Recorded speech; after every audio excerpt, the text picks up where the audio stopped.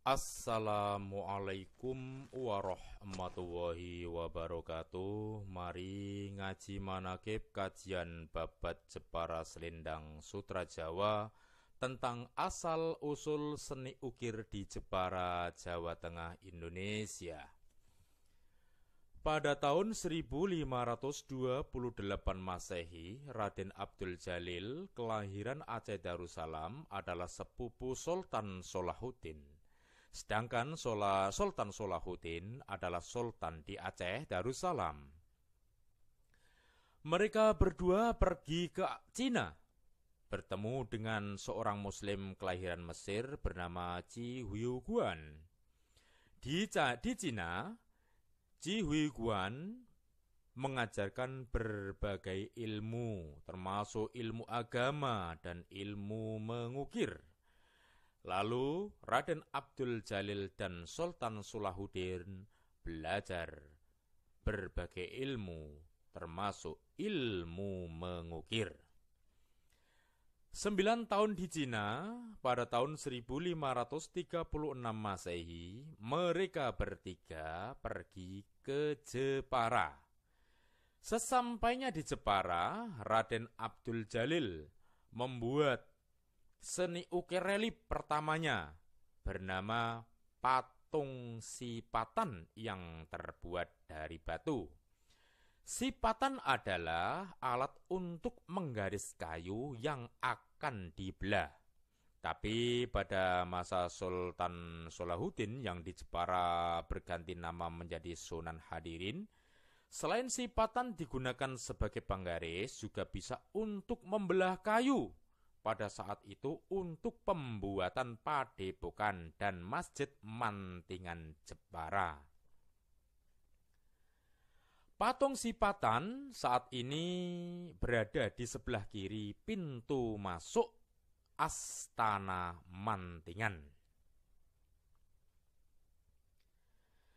Di Jepara, Abdul Jalil juga membuat patung dari kayu, sehingga Raden Abdul Jalil disebut juga kayu wayang atau orang yang bisa membuat ukiran relief patung yang terbuat dari kayu.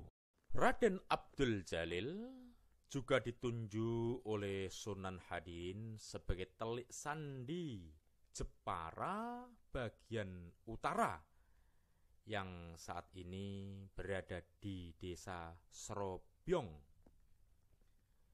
Di desa Srobyong, Abdul Jalil bertemu dengan wanita pedagang keramik asal Cina yang juga murid Ji Huiguan bernama Soyang.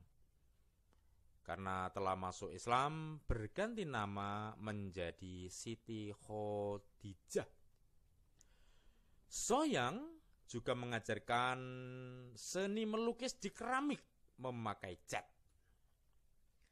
Sebagian karyanya banyak ditemukan oleh warga di sekitar perairan Laut Jepara. Raden Abdul Jalil wafat pada hari Senin Pahing, bulan Apit, dimakamkan di desa Srobyong dengan nama Makam Sentono Srobyong. Karena Sunan Hadirin menikah dengan Ratu Kalinyamat, sehingga Sunan Hadirin menjadi Sultan Jepara yang mampu menjadikan Jepara sebagai keraton yang masyhur ke seluruh dunia. Sedangkan seni ukir pada saat itu masih menggunakan batu putih, baru dibuat dan diajarkan secara umum kepada masyarakat Jepara oleh Raden Abdul Jalil dan Ji Huiguan pada tahun 1559 Masehi saat pemugaran Masjid Mantingan Jepara.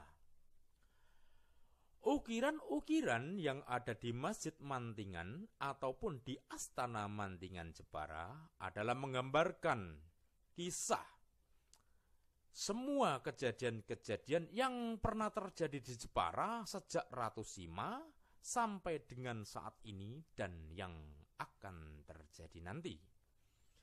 Begitu juga dengan ukiran yang ada gambarnya yang sama, ada juga gambar yang berbeda yang berada di sisi kiri dan sisi kanan pintu utama Masjid Mantingan, juga menunjukkan bahwa di Jepara pernah ada dua kekuasaan, yaitu adanya Keraton Kalinyamatan dan Kasultanan Mantingan, dan menggambarkan isi dalam masing-masing keraton dan kesultanan.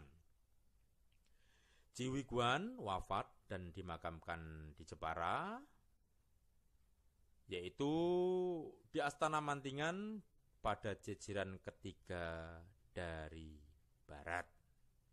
Sekian sekilas tentang asal-usul seni ukir di Jepara